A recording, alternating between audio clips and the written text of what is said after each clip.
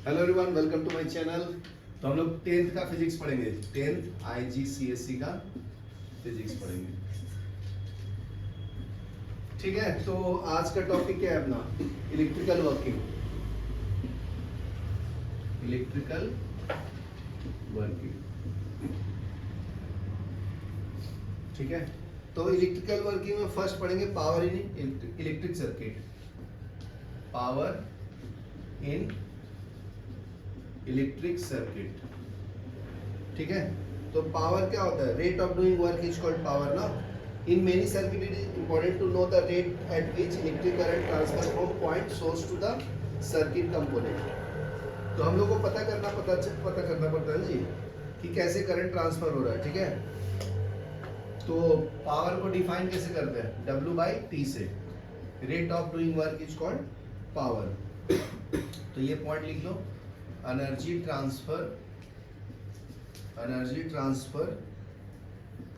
Where measured bye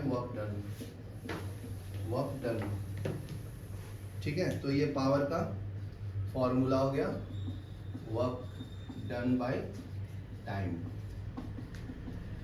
ठीक है। Next देखो, वर्क का दूसरा क्या होगा फॉर्मूला? वर्क को हम लोग एनर्जी बोलते हैं, एनर्जी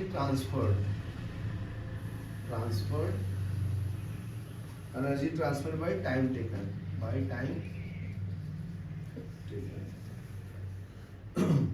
तो इसका यूनिट क्या हो जाएगा? W/T का जूल पर सेकंड। तो एनर्जी का भी यूनिट जूल ही होता है और टाइम का यूनिट सेकंड होता है, ठीक है। यहाँ तक क्लियर है? हाँ। तो वर्क, तो और कैसे कर सकते हैं वर्क को? W = V × Q होता है ना, ये बताया अपने को, ठीक है।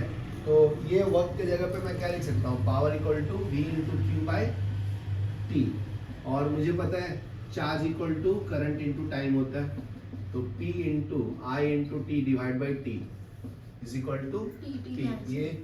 ये V है ना आपका, T कैंसिल, तो पावर = वोल्टेज × करंट भी होता है, या फिर समझा? बराबर।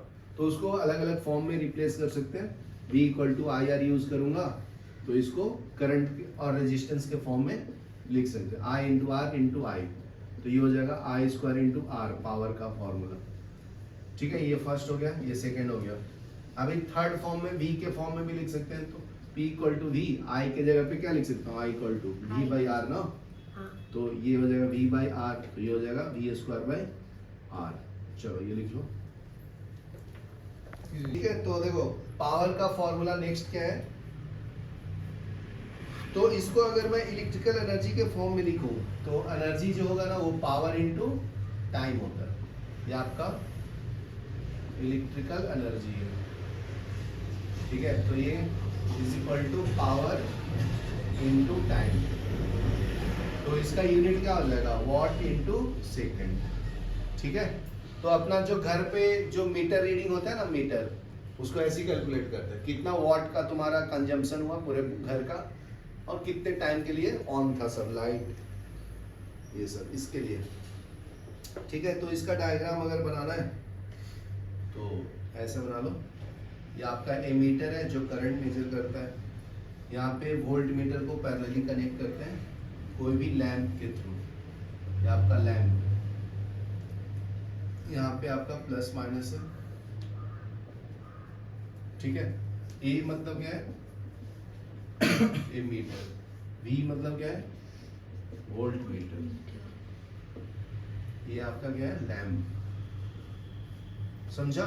ये प्लस माइनस आपका बैटरी है, सेल जिसको बोलते हैं। यहाँ तक क्लियर है? ओके। तो इस पे एक न्यूमेरिकल दिया है, पावर कैलकुलेट करना, P = V × I, और V का वैल्यू दिया है आपका 240 और करंट का वैल्यू दिया है 0.25 एम्पियर। तो पावर = क्या आएगा? 240 × 0.25 एम्पियर। तो ये कैलकुलेट कर लो, P = 240 × 25/100। ये पॉइंट सेट आया तो 100 आया, बराबर है। तो इसको 4 टाइम में कैंसिल कर लो और इससे 6 टाइम में तो पावर का वैल्यू 60 वॉट है, या यूनिट वोल्ट इंटू एम्पियर भी हो जाएगा 60 वोल्ट इंटू एम्पियर। यहाँ तक क्लियर है? ओके अभी देखो आगे, अगर कोई बोलेगा this means that 60 joule of energy are transfer to the lamp each second, ठीक है ना, मतलब वो जो लैम्प है वो 60 वॉट एनर्जी कंज्यूम करता है पर सेकंड। तो मैं लिख देता हूँ, this means that 60 joule of energy are transferred to lamp in 1 second. Larger unit of power is called kilowatt, तो इससे बड़ा यूनिट होगा उसको हम लोग किलोवाट बोलते हैं। Larger unit of power are kilowatt, उसको हम लोग KW बोलते हैं। एंड मेगावाट इसको बोलते हैं MW। चलो लिखो यहाँ तक। नेक्स्ट देखो, तो जो यूनिट आया जी पावर का ना, पावर का फॉर्मूला क्या है, वोल्टेज इनटू करंट। तो इसका यूनिट क्या लिखा हुआ है, वॉट, और इसका वोल्ट और इसका एम्पियर। तो 1 वॉट इक्वल टू क्या मिलेगा, वोल्ट इनटू एम्पियर, ये याद रखना शॉर्ट फॉर्म में, ठीक है। तो इसमें से हम लोग अलग अलग भी कैलकुलेट कर सकते हैं। अगर वोल्ट निकालना है तो क्या करोगे, 1 वॉट अपॉन 1 एम्पियर। यहाँ तक क्लियर है? यहाँ ध्यान दो। ओके अभी आगे देखो। समझ गया ना भाई? तो ये दूसरा फॉर्मूला है, 1 volt equal to 1 watt upon ampere, ठीक है। तो वोल्ट को कैसे डिफाइन कर सकते हैं, volt can be defined as a watt per second, watt per ampere है ना, watt per ampere, and PD can be calculated if all the energy is transferred to the internal energy in the resistor, then V equal to IR, the rate of change of thermal energy can be given as। ये क्या बोलते हैं, if all energy is transferred to internal energy in a resistor, then V equal to IR, ठीक है। the rate of transfer to thermal energy is given by power equal to क्या, V into I, V square by R और I square into R. ये तीनों formula power का याद रखना, जब एनर्जी पूरा ट्रांसफर हो जाता है तो ये तीनों फॉर्मूला का यूज कर सकते हैं। That is if current is double 4 times as much thermal energy is produced per second। अगर करंट को डबल कर देंगे तो पावर 4 times हो जाएगा ना, ये स्क्वायर है इसकी करंट, ठीक है। तो लिख लो, if current is doubled 4 times as much thermal energy is produced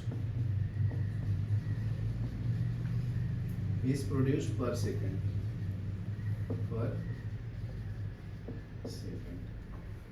ठीक है। Also P equal to V square by R, ठीक है। Thermal energy can be transfer to surrounding by light और बाई हीटिंग। तो ये लाइट के through भी transfer कर सकते हैं पावर को, एनर्जी को, ठीक है। तो लिख लो, the thermal energy can be transferred to surrounding by light and by heating. चलो ये लिख लो, फिर एग्जाम्पल सॉल्व करो.